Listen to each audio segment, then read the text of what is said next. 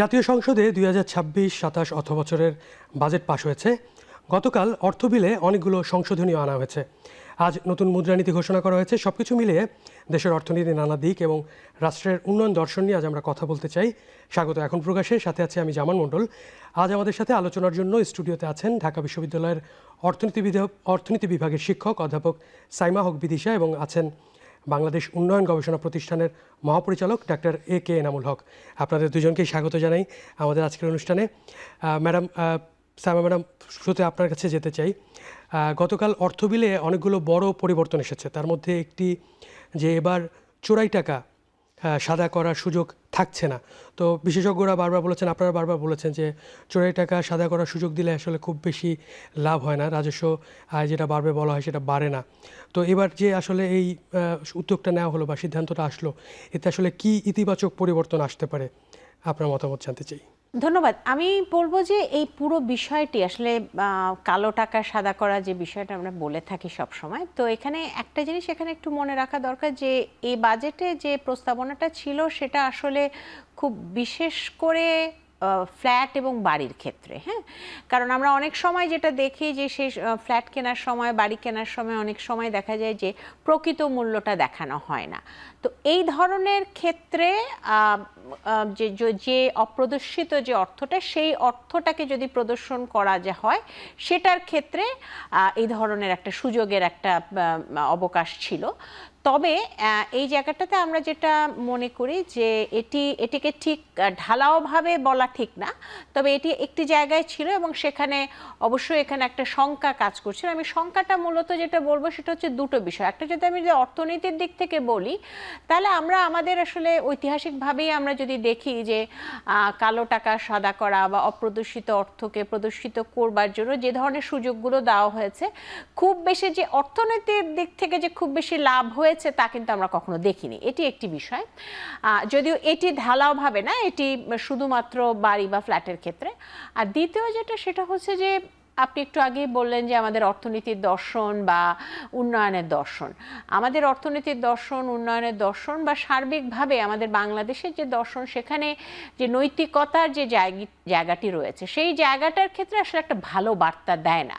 মূলত যারা সৎভাবে কাজ করছেন, সৎভাবে ব্যবসা করছেন, তাদের ক্ষেত্রে এই বিষয়গুলো অনেক সময় একটা প্রশ্ন হয়ে দাঁড়ায় এবং এই বার্তাটি আসলে আমি বলবো যে এই বার্তাটি আসলে একটা ইতিবাচক বার্তা যদি আমরা দিতে চাই সরকারের পক্ষ থেকে, বাজেটের পক্ষ থেকে, সেটা গুরুত্বপূর্ণ যে সৎ যারা ব্যবসায়ী, সৎ যারা কাজ করছেন, সৎভাবে যারা কাজ করছেন, তাদেরকে উৎসাহিত করা এবং যাদের আসলে বিভিন্ন ধরনের অপ্রদর্শিত অর্থের বিষয়গুলো যেগুলো রয়েছে সেগুলোকে আসলে নিরুৎসাহিত করা এবং নৈতিকতার মানদণ্ডে আমি মনে করবো যে বিষয়টি বেশি জরুরি। স্যার, এই বিষয়ে যদি আপনি কিছু যুক্ত করতে চান, আসলে কোনো ফাঁকফোকর আছে কিনা? না, প্রথমত হচ্ছে যেটা ম্যাডাম বললেন, খুব ইম্পর্টেন্ট বোঝা যে আমাদের চোরাই টাকা বলতে সব যে চুরি করে তৈরি করা হচ্ছে তা না, নানা অপ্রদর্শিত। অতএব এটাকে এত নেগেটিভ কনোটেশনে দেওয়ার পক্ষে না আমি। দুইটা কারণে। একটা হচ্ছে যে এটার ফলে যেটা হবে, যাদের কাছে অপ্রদর্শিত আয় আছে তাদের একটা গ্রুপ, অর্থাৎ যাদের কাছে বড় অংশ আছে, তারা দেশের বাইরে টাকাটা নিয়ে যেতে পারে। যদি সুযোগই না থাকে তা ব্যবহার করার, তাহলে এ টাকা দেশে থাকবে না। ইম্পর্টেন্ট কথা হচ্ছে যেটা সবসময় হয়ে আসছিল, সেটাও আমি পছন্দ করি নাই, সেটা হচ্ছে শুধু একটা খাতে চোরাই টাকা ঢালে দেওয়া। এটা বিশেষ করে মানে কি বলে ঘর বাড়ি, আবাসনিক, এর ফলে যেটা হচ্ছে আবাসন খাতে দাম বেড়ে গেছে, কারণ ডিমান্ড বেড়ে গেছে। এটা উচিত হবে, যেটা হওয়া উচিত সেটা হচ্ছে যে আমি যেখানে টাকা রাখবো সেটা যেন ব্যাংকে চলে আসে। ব্যাংকে আসলে বিভিন্ন ইনভেস্টররা টাকাটা পায়। সারা পৃথিবীতে এভাবেই আছে। যদি আমি একেবারেই প্রদর্শন করতে না পারি, নানাভাবে টাকা অপ্রদর্শিত হয়। অনেকের সারা জীবনের ইনকাম কখনো ট্যাক্সেবল হয় না, এখন সে বাড়ি কিনতে গিয়ে বলছে ইনকাম ট্যাক্সের ব্যবস্থা করো, পুরো টাকাটাই তার অপ্রদর্শিত। এরকম বহু শিক্ষক আছে, স্কুলের শিক্ষকও আছে, প্রচুর আছে, অনেকে টিউশনে করে যে ইনকাম করছে। সো এগুলোকে যদি আনতে হয়, আনার উচিত হচ্ছে যে তুমি যখন প্রদর্শন করবা তখন তোমার ওই রেটে ট্যাক্স হবে, শেষ। এটা নিয়ে এত কথা না বলা উচিত। আরেকটা যেটা আমরা মেন করি সেটা হচ্ছে ক্রাইম, যে আমি যদি কোনো ক্রাইম করে টাকা আনি, খেয়াল করতে হবে ক্রাইম করে টাকা আনলে আমি যদি ট্যাক্স দেই তাতেও এটা সাদা হবে না। মানে আমি যদি ক্রিমিনাল হিসেবে ধরা পড়ে যাই, টাকা ফেরত দিতে হবে। সুতরাং ক্রাইম একটা জিনিস, আরেকটা হচ্ছে অপ্রদর্শিত টাকা। বাংলা শব্দটা এমনভাবে তৈরি হচ্ছে, এই কালো এবং অনেকে বলে গ্রে, দুটো এক হয়ে গেছে। মানে আসলে কিন্তু যতটা খেয়াল করা উচিত যে যদি অপ্রদর্শিত টাকাকে আমি প্রদর্শনের কোনো ব্যবস্থা না রাখি, তাহলে এটা ইকোনমি থেকে আস্তে করে বেরিয়ে যাবে। ছোটোখাটো আমাদের মতো লোকের হয়তো বেরোবে না, কিন্তু যাদের কাছে আসলে যে এই পরিমাণ টাকা আছে তারা দেশের বাইরে নিয়ে চলে যাবে। আর আমি যদি বলি ঘোষণা করে তুমি দেখাও, তারপরে আমি তোমাকে মাফ করে দেবো, কেউ দেখাবে না, এটাও কেউ করবে না, কারণ তাহলে সবাই মনে করবে যে এই লোক আবার করতে পারে। সুতরাং এগুলো নিয়ে যত চিৎকার আমরা করি, এতে দেশের যে খুব লাভ হচ্ছে তা না, এটা মানুষ এভাবে দেবে না। কারণ আমার হিসাব হচ্ছে যে না, একটু সাবধান থাকা উচিত। একটা সিগন্যাল দিচ্ছি যে টাকা দেখাও, আনসার হচ্ছে সে টাকা দেখালো না কেন? এই যে সে টাকা দেখালো না 10 বছর 15 বছর, আমার ইনকাম ট্যাক্স অথরিটি কোথায় ছিল? প্রশ্নগুলো রাইট জায়গায় করলে বুঝতে পারতেন যে। আবার আরেকটা কাজ করেন, অপ্রদর্শিত টাকা কত বছর অপ্রদর্শিত? 20 বছর আগের টাকা আমি কিভাবে দেখাবো এখন? সুতরাং অনেকগুলো ফ্যাক্টর আছে, এগুলো ফেয়ারলি যদি চিন্তা করেন, পৃথিবীর সব দেশেই ব্যবস্থা আছে, তারা বলে যে না তুমি ট্যাক্স দিয়ে দাও, কোনো অসুবিধা নেই, কারণ আমার কাছে কাজ হচ্ছে ট্যাক্স আদায় করা। কিন্তু তুমি যদি ক্রাইম করে টাকাটা আনো, ঘুষ খেয়ে আনো, ঘুষের জন্য ব্যবস্থা আছে, সেই ব্যবস্থা যাবে। আমি তো তাকে তার ক্রাইম সাদা করব না কখনো, যতই সে ট্যাক্স দেখ। সুতরাং ইনকাম ট্যাক্স অথরিটির দায়িত্ব হবে আমার কাজ একটাই, ট্যাক্স আদায় করা, সেটা প্রদর্শিত অপ্রদর্শিত যে যখন। আরেকটা হচ্ছে কেন আমি ধরতে পারলাম না, এই দুটো প্রশ্ন যদি করি তাহলে আমার ধারণা এটা সুবিধা হতো। কিন্তু আমরা যেভাবে নিচ্ছি সেটা অনেকটা মরাল ইস্যুতে চলে যাচ্ছি। আমার কাছে এই মরাল ইস্যুর অসুবিধা হচ্ছে যে ইকোনমিতে যারা আসলে এই টাকাগুলো রাখে বিশাল অঙ্কের, তারা টাকাটা দেখাবে না এবং সে চেষ্টা করবে দেশের বাইরে নিয়ে চলে যেতে। সো এতে আমি উৎসাহিত করছি ইকোনমিকে, এক ধরনের ক্ষতির সম্মুখীন হচ্ছে। সো আমার হিসাবটা হচ্ছে এরকম। আচ্ছা স্যার, এখানে এবার আরেকটা বিষয় একটু আসি, সেটা হচ্ছে যে অর্থ বিলে আরেকটা বড় পরিবর্তন যে ব্যাংক অ্যাকাউন্ট করতে টিন লাগবে না। তো অনেকেই দেখা যায় যে মানে গ্রামের হয়তো একজন আত্মীয়র তথ্য ব্যবহার করে ব্যাংক অ্যাকাউন্ট করছেন, সেখানে অনেক টাকা লেনদেন করছেন। তাহলে এই পুরো বিষয়টা আসলে ডিসিপ্লিনের মধ্যে আসবে কিভাবে? না, অর্থমন্ত্রী বলেছেন যে আমাদের 19 কোটি ব্যাংক অ্যাকাউন্ট করতে টিন লাগবে কেন? আমরা যখন বাইরে গেছি, বিদেশে গেছি, কোথাও টিন লাগে না। আচ্ছা, সো ব্যাংক অ্যাকাউন্ট করতে টিন লাগবে কেন? তাহলে একটা সাধারণ লোক ব্যাংকে যাবে না, ইকোনমির ইনফর্মাল সেক্টরটা আরও বড় হবে। উচিত আমি যদি বলি ট্যাক্স ধরতে হবে, আমি তার লেনদেনের উপরে বেসিস করে অনেকভাবে রেট করা যায় যে আমি এটার উপরে নেব, আমি এআইটি নিয়ে রেখে দেবো। এনআইডি তো আছে, অ্যাকাউন্ট করতে তো এনআইডি আছে, আমি এআইটি নিয়ে রেখে দেবো। বলবো তুমি যদি মনে করো যে তোমার প্রতি বেশি কাটা হয়েছে, তুমি এসে জমা দিয়ে ফেরত নিয়ে যাও টাকাটা অতিরিক্ত হলে। সুতরাং মানুষকে যত বেশি আমি সহজভাবে ট্যাক্স দিতে চেষ্টা করব, তত দেশের উপকার হবে। কারণ আমি তো 26 লক্ষ ট্যাক্স পেয়ার দিয়ে দেশ চালাতে পারবো না। দেশ চালাতে গেলে আমাকে ট্যাক্স পেয়ার বাড়াতে হবে। এবং আমি যদি আগেই বলি টিন ছাড়া তোমাকে ব্যাংক করতে দেবো না, তাহলে কি করবে মানুষ? ব্যাংকে যাবে না।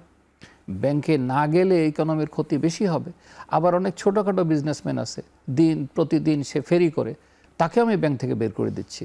সুতরাং আমি যদি সবাইকে টিনের আওতায় নিতে চাই, সুতরাং এটা একটা ভালো ডিসিশন। আমি মনে করি এই ডিসিশনটা ভালো, উচিত হবে। আমি যদি ট্যাক্সের জন্য এটা করে থাকি, তাহলে আপনি লেনদেনের বেসিসে নিয়ে নিতে পারেন যে এই পরিমাণ লেনদেন হচ্ছে, আমি বুঝতে পারছি যে এটা দৈনন্দিন নর্মাল লেনদেনের বাইরে।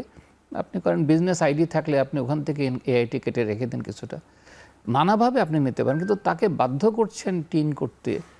আমার কাছে কেন যেন মনে হচ্ছে, এটা আমি বলছি অনেকবারে, যে বাংলাদেশের মতো দেশে টিন ডিফিকাল্ট অনেক লোকের পক্ষে। মানে আমি যদি 1 কোটি ট্যাক্স পেয়ার আশা করি দেশে, তাহলে অ্যাটলিস্ট 25 লাখ ট্যাক্স পেয়ার আসবে যারা লিখতে পারে না। তো সে কীভাবে ট্যাক্সটা জমা দেবে? অতএব আরেকটু সহজ করা উচিত তাদের জন্য। শ্যামা, আপনার কাছেও কি মনে হয় বিষয়টাকে ইতিবাচক মনে হচ্ছে কিনা? মূল বিষয়টা হচ্ছে কি, স্যার যে কথাটি বললেন, বিষয়টা হচ্ছে যে আমরা আসলে আর্থিক অন্তর্ভুক্তি বাড়াতে চাই। কারণ আমরা কিন্তু বিভিন্ন জায়গায় বিভিন্ন সময়ে বলছি যে নতুন নতুন অনেক উদ্যোক্তা তৈরি হয়েছেন, অনেকে বিভিন্ন ব্যবসা, ছোট বড় ব্যবসা করছেন, বিভিন্নভাবে কিন্তু আয় করছেন। এখন তাদেরকে কিন্তু আমরা ব্যাংকিং আওতার মধ্যে আনতে চাই এবং ব্যাংকিং খাতটাকে আমরা কিন্তু আরও বেগবান করতে চাই। তো এটা কিন্তু মোটামুটিভাবে আমরা যদি বলি যে আমরা যদি উন্নত বিশ্ব কেন, আমরা যদি দক্ষিণ এশিয়া এবং ইস্ট এশিয়ার কথাও চিন্তা করে আমাদের কিন্তু এই পথে আগাতে হবে। এখন সেই বিষয়ে আমি নিজে যেটা বুঝতে পারি যে প্রথমে যখন এই ঘোষণাটি দেওয়া হয়েছিল, এটা কিন্তু অনেকের মধ্যে এক ধরনের যারা খুব বেশি এই বিষয়গুলো সম্পর্কে জানেন না, তাদের অনেকের মধ্যে কিন্তু এক ধরনের একটা আতঙ্কের তৈরি করেছিল, যে অনেকে কিন্তু একটু শঙ্কিত হচ্ছিল যে এর মাধ্যমে আসলে সবাইকে ট্যাক্স দিতে হবে নাকি, এই ধরনের একটা বিষয় চলে এসেছিল এবং হয়তো একটা বড় কর জালের মধ্যে তিনি পড়ে যাবেন, এই আশঙ্কাটা তৈরি হয়েছিল। সেই কারণে বিশেষ করে আমি বলবো যে যারা আসলে ক্ষুদ্র উদ্যোক্তা আছে, ছোটখাটো কাজ করছেন, চাকরি করছেন, তাদের অনেকের ক্ষেত্রেই এই বিষয়টা আসলে একটা নেতিবাচক একটা প্রতিক্রিয়া তৈরি করতে পারত, এবং এটার ফলে যেটা হতো যে তিনি হয়তো ওই টাকাটা ব্যাংকে রাখতেন না, অন্য কোনোভাবে টাকাটাকে রাখার হয়তো চিন্তা ভাবনা করতেন। সুতরাং আমরা ব্যাংকিং খাতটাকে যদি সম্প্রসারণের চিন্তা করি, এটা একটা ভালো উদ্যোগ, তবে অবশ্যই এবং এর মাধ্যমে যে খুব বেশি লাভ হতো সেটা কিন্তু আমার মনে হয় না। কারণ আমার টিআইএন থাকলেই যে সবাই রিটার্ন দেবে এবং রিটার্ন দিলেই যে সবাই আসলে পজিটিভ কর দেবে সেটা কিন্তু না। সুতরাং এটা করা আমার মনে হয় একটা যৌক্তিক বিষয় হয়েছে। তবে এখানে যে বিষয়টা সেটা আমাদের আরও, আমরা যদি আয়কর নিয়ে কথা বলি, আরও বিভিন্ন জায়গা আছে যে সমস্ত জায়গায় আসলে আরও কিছু সংযোজন বিয়োজন এবং মূলত আর্থিক লেনদেনটা যখনই করছেন, যখনই কোনো ধরনের ট্রানজ্যাকশন হচ্ছে, সেই ট্রানজ্যাকশনগুলোকে কিভাবে করের আওতা নেওয়া যায়। এবং আমরা অনেক সময় কিন্তু দেখি আমাদের বিভিন্ন জায়গায় আমরা দেখেছি এমন বিভিন্ন সেবা খাত আছে যে জায়গাগুলোতে আমরা অনেক সময় দেখেছি অনেক ধরনের লেনদেন হয়, যে লেনদেনগুলো আসলে সেভাবে আসে না কর জালের মধ্যে। তো এই জায়গাগুলোকে আনার জন্য এবং আমরা যেটা আসলে যৌক্তিক সেটা হচ্ছে যে আসলে এটা অনেকবারই বলা হয়েছে যে যত বেশি আমরা ডিজিটালাইজড মাধ্যমগুলো ব্যবহার করব তত বেশি স্বচ্ছতাটা আসবে। তো এখন ডিজিটালাইজেশন সব জায়গায় তো খুব দ্রুত আসবে না, কিন্তু তারপরও আমরা বিভিন্ন ধরনের লেনদেনগুলোকে যদি আমরা অর্থাৎ কোনো সেবাকে নিরুৎসাহিত করা না, বরঞ্চ লেনদেনের ক্ষেত্রে যদি দেখা যায় যে করযোগ্য হচ্ছে, তখন সেই জায়গাটাকে আনা কিভাবে যায় সেই বিষয়ে আসলে চিন্তাটা করে আসলে কর জালকে বিস্তৃত করা যায়। আমি যদি একটু যে চেকে রেখে শেষ করি, আমরা আমাদের যদি দেখি আমাদের ঢাকা এবং চট্টগ্রাম এই দুটো জায়গা থেকে কিন্তু সবচেয়ে বেশি আমরা ট্যাক্স আসে এবং ট্যাক্স পেয়াররা কিন্তু এই দুটো জেলাতেই আছে এবং এই দুটো শহরকে যদি আমরা চিন্তা করি সেই শহরকে কেন্দ্র করে। কিন্তু আমরা কিন্তু বিভিন্ন জায়গায় আমরা কিন্তু যদি দেখি অনেক বড় বড় কিন্তু ব্যবসা হচ্ছে অনেক জায়গায়, কিন্তু অনেকে, আমি বলছি না ধনী, কিন্তু আমি বলতে চাচ্ছি কর দেওয়ার সামর্থ্য কিন্তু আছে। ওই বিষয়গুলোকে যদি ওই তাদের যে লেনদেনটা, সেই আর্থিক লেনদেনটাকে যদি আমরা অন্তর্ভুক্ত করতে পারতাম এবং সেটাকে যদি স্বচ্ছতার মধ্যে আনতে পারতাম, তাহলে কিন্তু ওই করের এই বেষ্টনীটা বাড়ানো যেত। ম্যাডাম, আরেকটা বিষয় আপনার কাছে একটু জানতে চাই, সেটা হচ্ছে আপনি জানেন যে ব্যাংক রেজুলেশন আইনের যে বিতর্কিত ধারা 18 ক, সেইটা বাতিলের একটা ঘোষণা এসেছে। এতে করে মানে যারা পুরনো মালিক, এটা নিয়ে অনেকেই অভিযোগ তুলছিলেন যে যারা পুরনো মালিক, এতে করে হয়তো তারা আর ফিরতে পারবেন না। তো আপনার কাছে আসলে জানতে চাই যে মানে ব্যাংক খাতে স্থিতিশীলতা ফিরাতে মানে সার্বিকভাবে কি প্রয়োজন, আর এই বিষয়টাকে আসলে আপনার কি মতামত, কীভাবে দেখছেন? এটা নিয়ে একটু আগে আমরা কথা বলছিলাম, যেটা বিষয় হচ্ছে যে যদি কিছু কিছু বিষয় হচ্ছে যে যুক্তির বিষয় আর কিছু কিছু বিষয় হচ্ছে যে বার্তার বিষয়।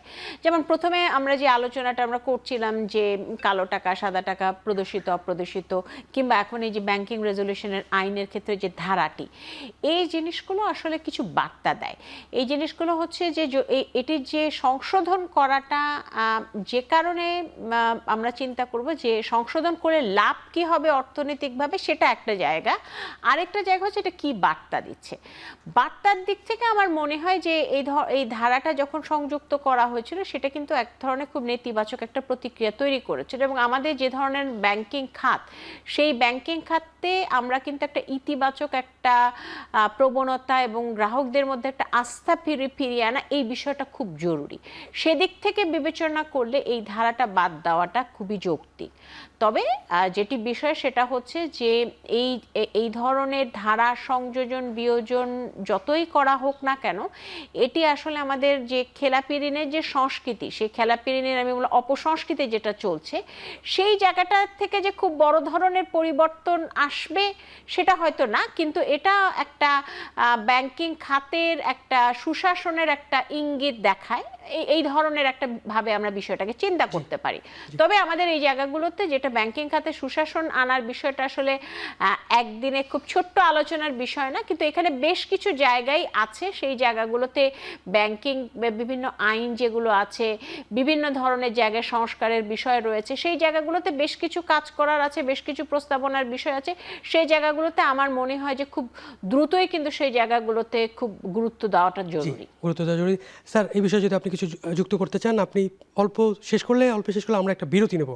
এখানে এভাবে দেখা উচিত যে আসলে আমি যদি চাই যে ব্যাংক খাতে এমন কেউ আসুক না যে টাকা নিয়ে বেরিয়ে যায়, এটাই যদি হয় তাহলে আইনের ধারাটা হওয়া উচিত এভাবে যে যে কোনো ব্যাংকের মালিক হতে গেলে এই শর্ত থাকবে এবং এই স্বচ্ছতাটা পরিষ্কার থাকলে এটা হবে। আজকে আমরা এই ধারাটা যখন আসলো, ম্যাডাম বললেন বার্তা দেয়, বার্তাটা খারাপ ছিল, সুতরাং পরিবর্তনটা পজিটিভ এটা বলতে পারি।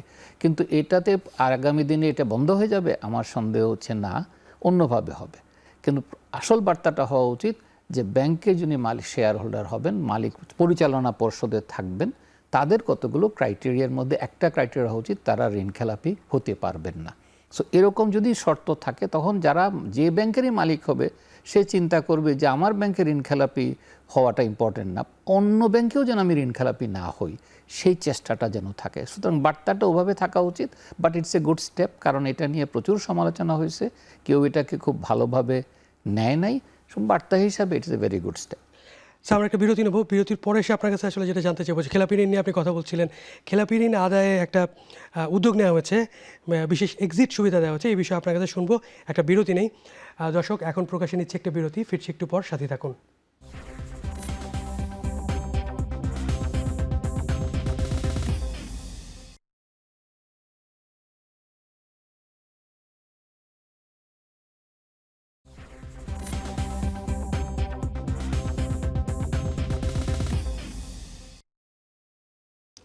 দর্শক, বিরতির পর ফিরলাম আলোচনায়।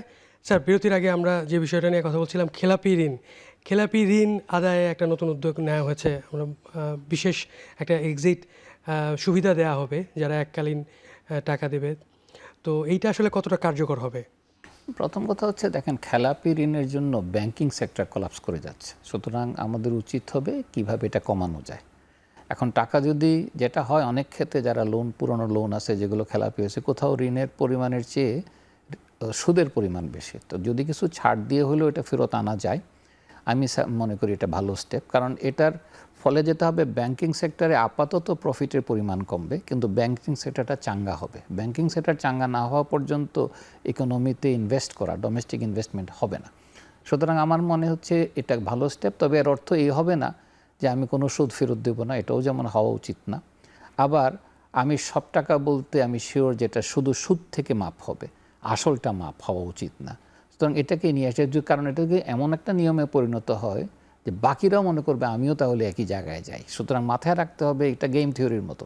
আমি যদি জানতে পারি আমার ঋণের ক্ষেত্রে খেলাপি হলো, মানে আমি সুদ মওকুফ পেলাম না, বাকি একজনের যিনি খেলাপি হয়েছেন ইচ্ছাকৃতভাবে তারটা মাপ হয়ে গেছে, তাহলে এটা রং সিগন্যাল দেবে। সুতরাং এটা আমি শিওর ব্যাংকিং সেক্টর সাবধানে দেখবে।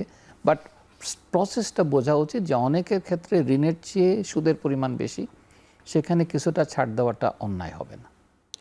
আচ্ছা ম্যাডাম, আপনার কাছে কি স্যার যেটা বলছে যে রং সিগন্যাল দিতে পারে, আপনার কাছে বিষয়টা কীরকম মনে? হ্যাঁ, অবশ্যই এটা বিষয়টা পুরো যে জিনিসটা সেটা হচ্ছে যে এমন যেন না হয় যে এটি আরও খেলাপি ঋণ করার ব্যাপারে একটা উৎসাহ দিচ্ছে, সেটা যেন না হয়। সুতরাং পুরো জায়গাটাতে কিছুটা তো একটা পেনাল্টি থাকতেই হবে, হ্যাঁ, কিন্তু সেই পেনাল্টিটা কিছুটা যদি কমিয়ে দেওয়া যায় এবং কমিয়ে দেওয়ার মাধ্যমে আমরা যদি খেলাপি ঋণটা একটু কমিয়ে আনতে পারি, তাহলে ব্যাংকিং সেক্টরের মধ্যে যে একটা কিছুটা বলা যেতে পারে একটু একটা সুশাসনের যে একটা বিষয়, সেই জায়গাটাতে আমরা পৌঁছাতে পারবো, যেটা অসম্ভব জরুরি হয়ে দাঁড়িয়েছে আমাদের জন্য।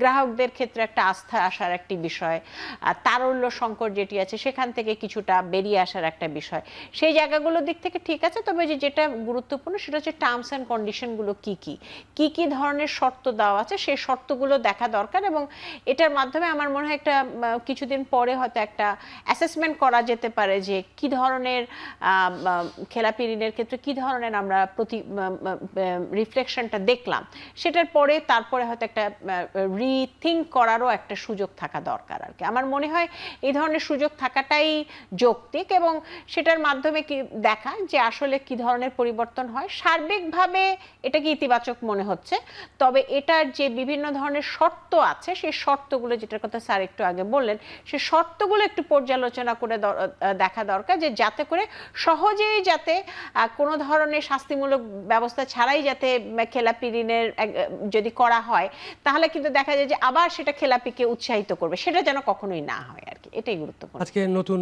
মুদ্রানীতি ঘোষণা করা হয়েছে, নীতি সুধার 10% অপরিবর্তিত থাকছে। তো আগের মুদ্রানীতি তো আসলে মূল্যস্ফীতিকে বাগে আনতে পারেনি, তো এইবার আসলে আপনার কি মনে হচ্ছে যে কতটা নিয়ন্ত্রণ করা যাবে মূল্যস্ফীতি? দেখুন, এখন বিষয়টা হচ্ছে মূল্যস্ফীতির বিষয়টা আমি বলবো যে কিছু জিনিস আমরা রাজস্ব নীতির মাধ্যমে, কিছু জিনিস মুদ্রানীতির মাধ্যমে, এবং কিছু জিনিস এই দুটোর মাধ্যমেও না সার্বিক বাজার ব্যবস্থাপনার মাধ্যমে, হয়তো এই তিনটার মাধ্যমে হয়তো মোটামুটি মোটা দাগে বলা যায় মূল্যস্ফীতি আমাদের দেশে। যদিও মূল্যস্ফীতি যদি আমরা তাত্ত্বিকভাবে যদি আমরা দেখি যে মূল্যস্ফীতিটা বাংলাদেশে আসলে কেন হচ্ছে, এটা অনেকটাই কিন্তু যেটাকে আমরা কস্টপুর বলি, যে অর্থাৎ এটা আসলে উৎপাদনের সাথে সংশ্লিষ্ট বিষয়গুলো, জ্বালানি এবং অন্যান্য বিষয়, এবং এর পাশাপাশি বাজার ব্যবস্থাপনা। এখন বিভিন্ন দেশে আমরা যদি দেখি, উন্নত বিষয়গুলোতে যদি আমরা দেখি যে আসলে মূল্যস্ফীতিকে বাগে আনার জন্য কিন্তু মুদ্রানীতিটা সবচাইতে বহুল ব্যবহৃত একটা টুল হিসেবে কাজ করে সব সময়। কিন্তু আমাদের দেশের মতো দেশগুলোতে আমরা যেটা দেখেছি, বিশেষ করে আমাদের দেশে মুদ্রানীতিটা খুব ভালোভাবে কাজ করেনি, বা মুদ্রানীতি যেরকম হওয়া উচিত আমি বলবো আশানুরূপভাবে আমরা এটার প্রতিফলন আমরা দেখিনি। তারপরও যদি আমরা এখন এই বর্তমানে আমরা যদি দেখি, এবছরের বাজেটের রাজস্ব নীতির বেশ কিছু বিষয় রয়েছে, এবং সেদিক থেকে আমরা যদি বলি যে এখানে আসলে মুদ্রানীতির নীতি সুদের হারের পরিবর্তনের বিষয়টা, সার্বিকভাবে সুদের হারের পরিবর্তনের বিষয়টা, এটা আসলে ব্যবসায়ীদের দিক থেকে একটা দাবি থাকে এবং দাবিটা যৌক্তিক। হ্যাঁ, কিন্তু এখানে যে বিষয়টা সেটা হচ্ছে যে আমরা যদি একদিক থেকে দেখি যে আমাদের রাজস্ব নীতিতে বেশ কিছু ছাড় এবং ব্যবসাটাকে চাঙ্গা করবার জন্য, দেশীয় ব্যবসাগুলোকে চাঙ্গা করার জন্য কিন্তু কিছু উদ্যোগ নেওয়া হয়েছে। সুতরাং এবং সার্বিকভাবে কিন্তু আমরা বাজেটটাকে কিছুটা হলেও আমরা বলতে পারি যে সম্প্রসারণমূলক বাজেট। এখন যদি আমরা মুদ্রানীতির ক্ষেত্রে আমরা যদি আবার সেটাকেও যদি আবার একটু সম্প্রসারণমূলক করে দেই, তাহলে কিন্তু এখানে একটা রিস্ক কিন্তু থেকে যায় যে মূল্যস্ফীতি আমরা এখন দেখতে পাচ্ছি, এটা কিন্তু এখন বাড়তে বাড়তে 9.5-10-এর দিকে চলে যাচ্ছে। হ্যাঁ, এবং মূল্যস্ফীতির ওপরে সুদের হার থাকা এবং এই যে স্প্রেডটা কতটুকু থাকবে, এটাকে এখন যেহেতু আমরা অলরেডি 10-এর কাছে আমাদের মূল্যস্ফীতি চলে এসছে, সেই কারণে আমাদের এই নীতি সুদের হার আর পরিবর্তন করাটা কিন্তু খুব একটা যৌক্তিক না। এবং এটি আসলে বলা যেতে পারে এটি একটা টুল যেটা আসলে কেন্দ্রীয় ব্যাংকের হাতে থাকে, যে টুলটার মাধ্যমে মূল্যস্ফীতিটা যাতে করে খুব বেশি বেড়ে না যায় সেই জন্য এই টুলটা ব্যবহার করা হয়। রাজস্ব নীতিতে আমরা দেখতে পাচ্ছি যে ব্যবসার ক্ষেত্রে কিছুটা ছাড় দেওয়ার মাধ্যমে ব্যবসাকে চাঙ্গা করার চেষ্টা করা হয়েছে।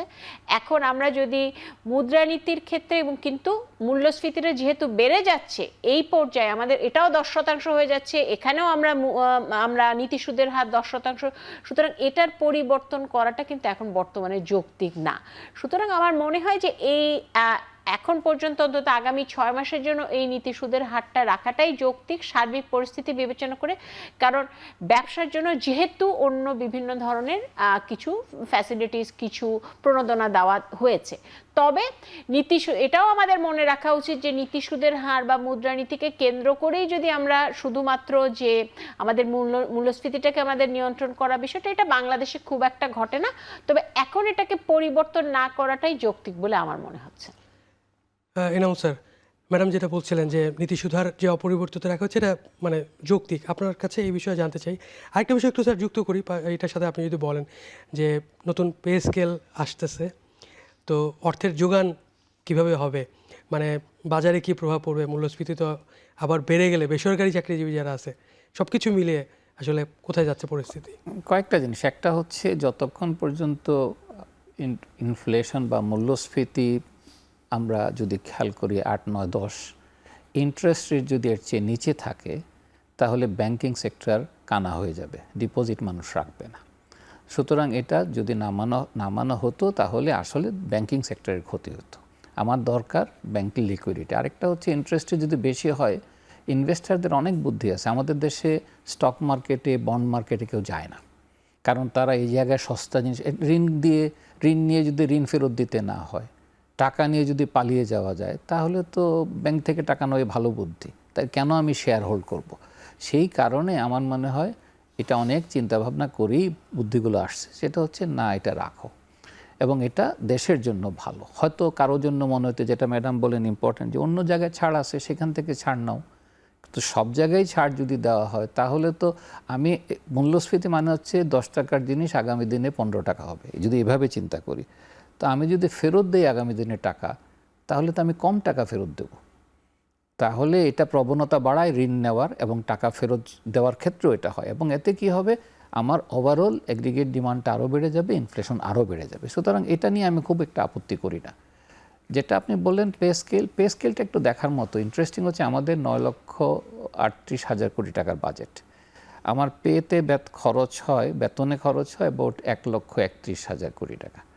সো তার মানে আমাদের একটু 12-13%, 14% হচ্ছে আমাদের রাফলি, এটা হচ্ছে আমাদের গভর্নমেন্টের রেভিনিউ থেকে, যে টোটাল বাজেট থেকে যে খরচটা। আর এখন বাড়বে, যেভাবে হিসাব দেখলাম তাতে মনে হচ্ছে 54,000-55,000 কোটি টাকা বাড়বে। তার মানে এটা আরও 5-6% বাড়বে। সো এটা যদি আমি খেয়াল করি যে এই পে স্কেলটা যদি এভাবে হয়, গভর্নমেন্ট স্যালারি রেভিনিউর কত পার্সেন্ট, তাহলে দেখব যে পাকিস্তানে অলরেডি 25%, শ্রীলঙ্কাতে 30-এর কাছাকাছি, ইন্ডিয়াতে একটু কম, কিন্তু ইন্ডিয়াতে গভর্নমেন্টের রেভিনিউ কালেকশনটা বেশি। সেই জন্য, কারণ তারা 12% অফ জিডিপি অলরেডি কালেক্ট করে, আমরা করি 7%। সুতরাং এটা নিয়ে আমি অতটা চিন্তিত না। মানে আমাদের রেভিনিউ টার্গেটটা মোর হওয়া উচিত, তাহলে হবে। আর বাড়ছে খুব সামান্য পরিমাণ। দ্বিতীয় জিনিস যেটা ইম্পর্টেন্ট বোঝা, যে এটার উদ্দেশ্যটা কি? উদ্দেশ্যটা হচ্ছে মানুষের যারা 8,250 টাকা বেতনে চাকরি করে, সে এখন খাওয়ার পয়সাও তার হয় না। সুতরাং এটা চিন্তাভাবনা করেই তো পে স্কেলটা আসছে। তাদেরকে এটা মাথায় রাখতে হবে, একটা লোক, একটা ফ্যামিলি এই টাকাতে চলে কিভাবে। ইস্যুটা হচ্ছে এর ফলে ইনফ্লেশন হবে কিনা। আমি একটা সহজ হিসাব দিই এটাও বোঝার জন্য।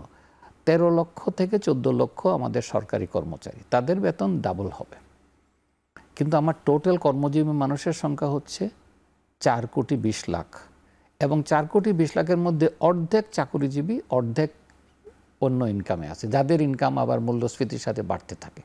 সুতরাং হিসাব করলে আমরা 2015 সালের যে হিসাবটা দেখেছি, সেখানে যেটা বোঝা গেল যে যেহেতু দুই স্তরে বা দুইভাবে 2 বছর এটাকে ইমপ্লিমেন্ট করা হয়েছিল, ইনফ্লেশনের ইম্প্যাক্ট খুব সামান্য ছিল। আমার ধারণা এটাও এভাবে আসছে যে যদি ইম্প্যাক্টটাকে 3 বছরে ভাগ করে দেওয়া হয়, তখন ইম্প্যাক্টটা সামান্য হবে, একেবারে জিরো হবে না, but it's a small impact. But এর ফলে যদি ইকোনমিটা চাঙ্গা হয়, এর ফলে যদি আমি সৎ সরকারি কর্মচারী পাই, এর ফলে যদি অন্যান্য দিকে আমি গভর্নমেন্টের দুর্নীতির বিরুদ্ধে দাঁড়াতে হবে। এখন আমি দুর্নীতির বিরুদ্ধে দাঁড়াতে গিয়ে যদি দেখি আমার কর্মচারী না খেয়ে আসে, সেটা ইম্পর্টেন্ট। কিন্তু আমি মনে করি ইম্পর্টেন্ট দায়িত্ব হচ্ছে দুর্নীতির বিরুদ্ধে দাঁড়ানো, কারণ আমরা এখন এই মুহূর্তে সেই সরকারই চাই যে সরকার ন্যায়পরায়ণ সরকার, ফেয়ার সরকার, এবং দেশে দুর্নীতি কমাচ্ছে। সুতরাং মাঝে মধ্যে যদি আমরা দেখি, আমরা মনে হয় সেদিকে চাপটা দেওয়া উচিত। আর এটার ফলে ইনফ্লেশন সিগনিফিকেন্টলি বাড়বে না, যত অ্যানালাইসিস আমরা দেখেছি সিগনিফিকেন্টলি বাড়বে না। স্যার, একটা বিরতি নেই, বিরতির পর ফিরে এসে আবার আলোচনায় করব। দর্শক, এখন প্রকাশে নিচ্ছে আরেকটি বিরতি, ফিরছি একটু পর, সাথে থাকুন।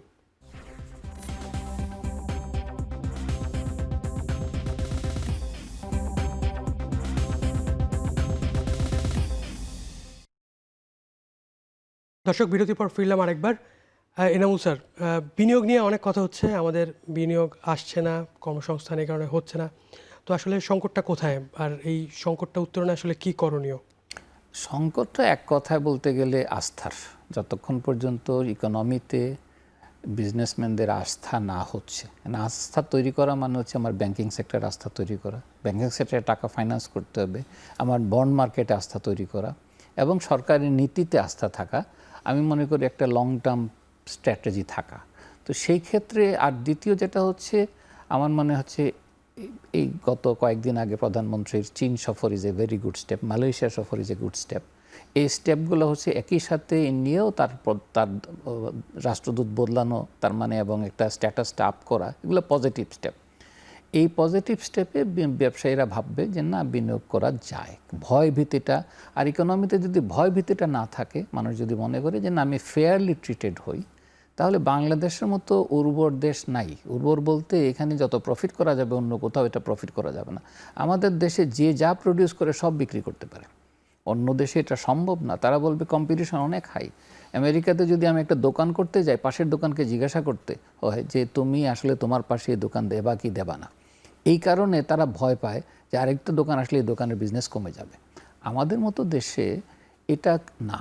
সুতরাং বিনিয়োগ করতে মানুষের ভয় পাওয়ার কথা না। ভয়টা ছিল যে আমার রাজনৈতিক স্থিতিশীলতা আমি বুঝতে পারছি কিনা, সরকার আমার পরিবর্তন হবে কিনা, সরকার আগামী দিনের নীতিগুলোকে একটা দিক নির্দেশনা দিতে পারে কিনা। বাজেট এটা পজিটিভলি দিয়েছে। বাজেট পজিটিভলি দিয়েছে এই সেন্সে যে বাজেটে বলছে আমি ট্যাক্স কমাচ্ছি, আমি অনেক জায়গায় সুবিধা দিচ্ছি বিজনেসম্যানদের, ইভেন রুগ্ন শিল্প যেগুলো ইচ্ছাকৃত রুগ্ন না তাদেরকে সহায়তার ব্যবস্থা করছি। তার মানে এগুলো হচ্ছে positive attitude of the government. সেই সাথে বিদেশি বিনিয়োগ যেটা যদি আসে, বিশেষ করে চাইনিজ এবং মালয়েশিয়ান প্লাস থাইল্যান্ডটাও যদি আনতে পারি, তাহলে I think economy will move. সুতরাং আমরা যে স্থবিরতা দেখছি সেটা অনেকটা হতাশার স্থবিরতা, যে আমরা বুঝতেছি না কি। দেশি বিনিয়োগ কেউ তো মানে এটার সাথে, আপনি একটা জায়গায় আমি আপনার লেখা পড়ছিলাম যে ইনভলভ করা, তো এই বিষয়টা যদি একটু বলেন। সেই জন্যই বললাম যে দেশি বিনিয়োগকে ইনভলভ করার কথাটা হচ্ছে এভাবে যে আমি যদি বলি যে যারা ইচ্ছাকৃত ঋণ খেলাপি না তাদেরকে আমি সহায়তা দেব, আমি দেশি ইনভেস্টমেন্টগুলোকে আগাচ্ছি যদি আমি আগাতে পারি, এবং সেটার অর্থ এই হবে না যে আমি একেবারে তাদেরকে ছাড় দিয়ে দেব। আমার ইকোনমি যে প্রফিটেবিলিটি দেয় অন্য অনেক ইকোনমির চেয়ে বেশি প্রফিট আর্ন করার সুবিধা, কারণ আমার দেশে সহজে কোটিপতি হতে পারে, অন্য দেশে এটা এত সহজে হতে পারে না।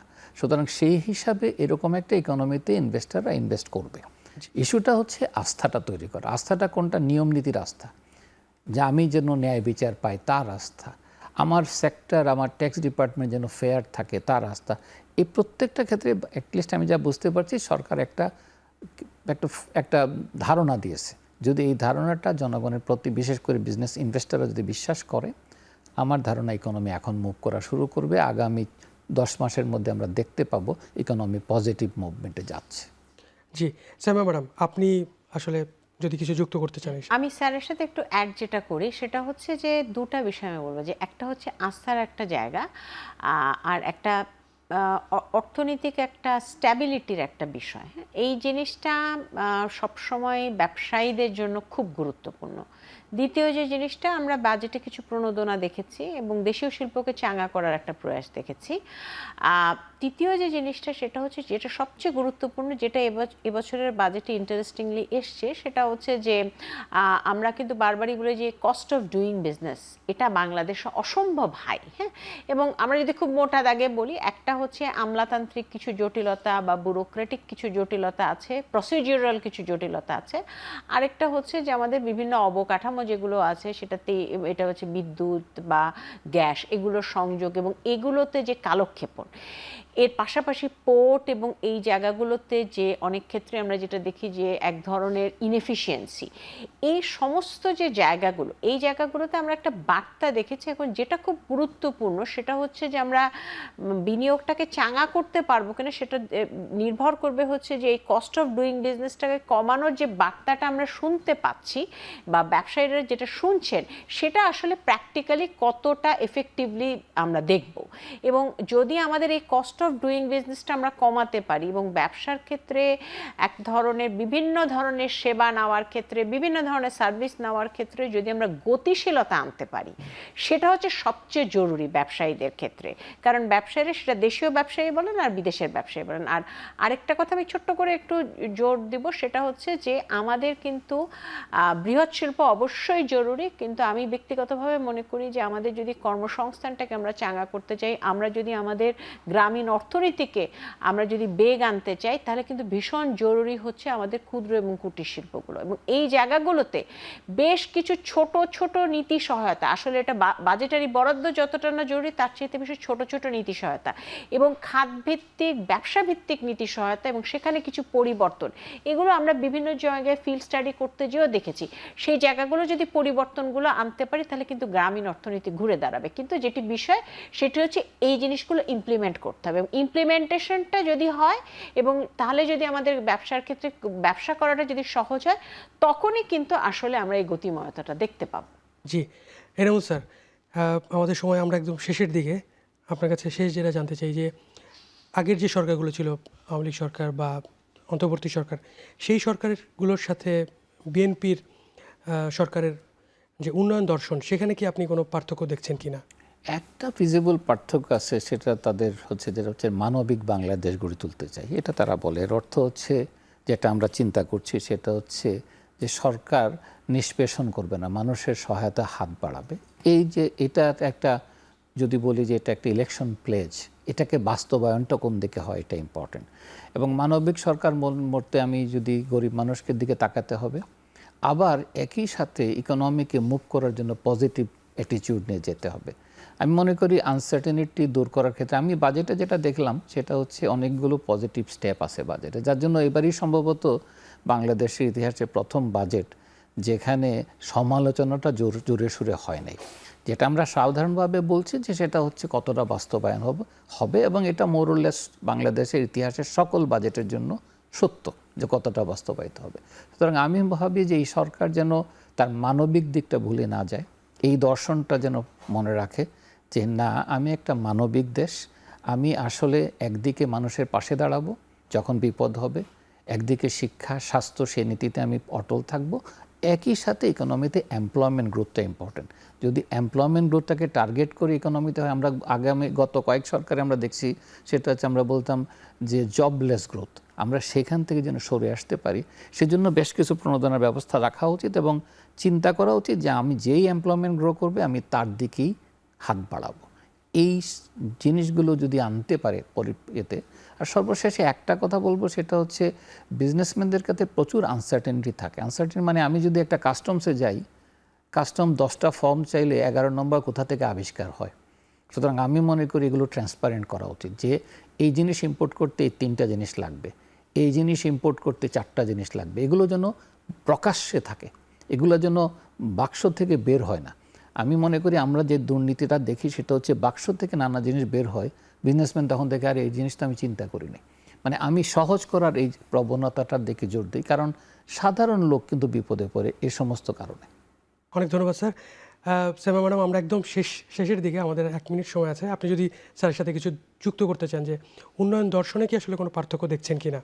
আমি প্রশ্নটা এভাবে যদি বলি, সেটা হচ্ছে যে আমরা যদি বাজেটের আমাদের ব্যয় ব্যবস্থাপনাটার দিকে তাকাই, ব্যয় ব্যবস্থাপনার দিকে আমরা যেটা দেখতে পাচ্ছি সেটা হচ্ছে যে কয়েকটা গুরুত্বপূর্ণ জায়গা, যেটা বারবার আমরা বলে আসি যে সামাজিক সুরক্ষা, শিক্ষা, স্বাস্থ্য, এই জায়গাগুলোতে আমরা দেখেছি, বিশেষ করে সামাজিক সুরক্ষার ক্ষেত্রে আমরা দেখেছি যে সেখানে কিন্তু বিভিন্ন ধরনের কর্মসূচিগুলো এবং সাধারণত সামাজিক সুরক্ষা এবং সামাজিক অবকাঠামোতে যখন ব্যয় ব্যবস্থাপনার ক্ষেত্রে আমরা যদি দেখি যে ব্যয় যদি বেশি করা হয়, সেটাকে আমরা বলবো যে সাধারণ মানুষ, নিম্নবিত্ত এবং মধ্যবিত্তকে কিছুটা স্বস্তি দেওয়ার চেষ্টা করা হয়েছে।